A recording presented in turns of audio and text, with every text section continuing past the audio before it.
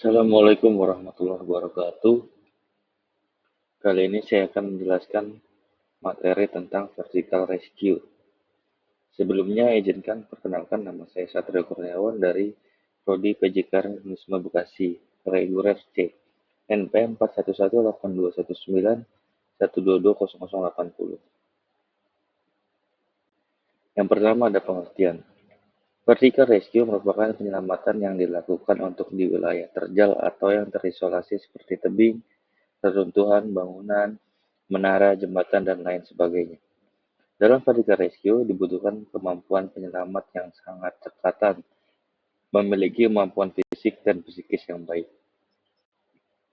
Kemudian ada skill dan teknik. Dalam skill dan teknik ini terdapat dua jenis menjangkau korban dan evakuasi korban. Dalam menjangkau korban terdapat tiga macam.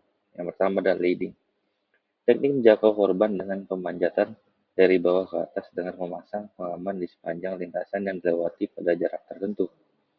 Lalu yang kedua, upselling atau disebut rappelling merupakan teknik menjangkau korban dari titik yang lebih tinggi ke rendah yang dilakukan dengan menuruni tali. Lalu yang tiga, traversing, yaitu teknik menjangkau korban yang dilakukan dengan bergerak menyamping.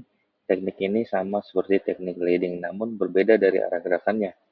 Traversing dilakukan pada saat posisi korban letaknya sejajar dengan posisi penyelamat. Dalam evakuasi korban, terdapat tiga jenis, yaitu hauling. Dilakukan untuk korban yang posisinya ada di bawah dan akan dinaikkan ke permukaan atas. Keahlian yang harus dimiliki saat hauling adalah penguasaan sistem pulley yang membuat berat korban lebih ringan sehingga lebih mudah diangkat dari bawah. Lalu yang kedua, lowering, di mana posisi korban ada di tempat yang lebih tinggi dan akan diturunkan ke tempat yang lebih rendah. Pada teknik ini, rescuer harus memperbesar gesekan dan membutuhkan alat bantu untuk menuruni tali, seperti di scander. Yang tiga, suspension, yaitu dengan cara diseberangkan, sehingga membutuhkan lebih banyak peralatan dan memakan waktu cukup lama. Suspension sering jadi alternatif untuk memindahkan korban ke tempat yang lebih rendah, sejajar maupun tempat yang lebih tinggi. Adapun teknik pemanjatan, yang pertama, face climbing, yaitu pemanjatan pada permukaan tebing yang memanfaatkan tonjolan batu atau rongga yang memadai sebagai pijakan kaki, pegangan tangan, maupun penjaga keseimbangan tubuh.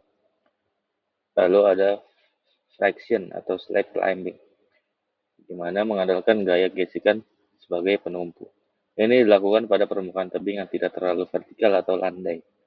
Permukaan yang kasar cukup untuk menghasilkan gesekan yang baik dengan memakai sol sepatu yang ideal. Lalu yang tiga, fissure climbing. Teknik fissure climbing lebih memanfaatkan celah yang dipergunakan oleh anggota badan untuk melakukan panjatan. Nah, terdapat peralatan yang digunakan. Yang pertama ada helmet, yaitu pelindung kepala yang melindungi kepala dari benturan dari benda-benda yang terjatuh dari atas. Lalu yang kedua ada sarung tangan atau gloves, untuk melindungi tangan dan jari penyelamat dari cedera. Sarung tangan yang tepat juga dapat memudahkan pergerakan penyelamat. Yang ketiga ada sepatu, sebagai pelindung kaki dan mempunyai daya friksi yang tinggi sehingga dapat melekat di tebing. Kemudian ada ascender, yaitu peralatan yang digunakan untuk meniti tali ke atas dan secara otomatis akan mengunci bila dibebani.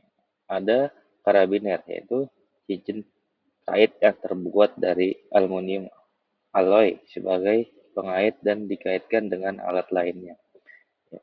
Lalu ada pulley, yaitu mirip katrol, kecil dan ringan tetapi memiliki kemampuan dalam beban yang berat, digunakan untuk perlengkapan evakuasi.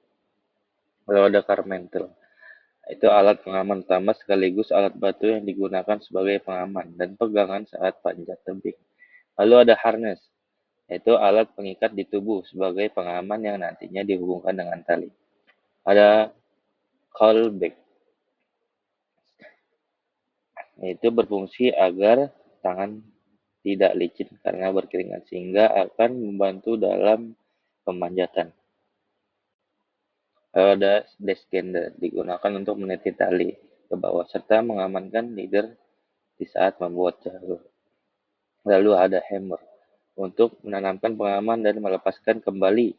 Biasanya yang dipakai jenisnya ringan dan mempunyai kekuatan tinggi dan ujungnya berfungsi mengencangkan mur pada saat memasang hanger.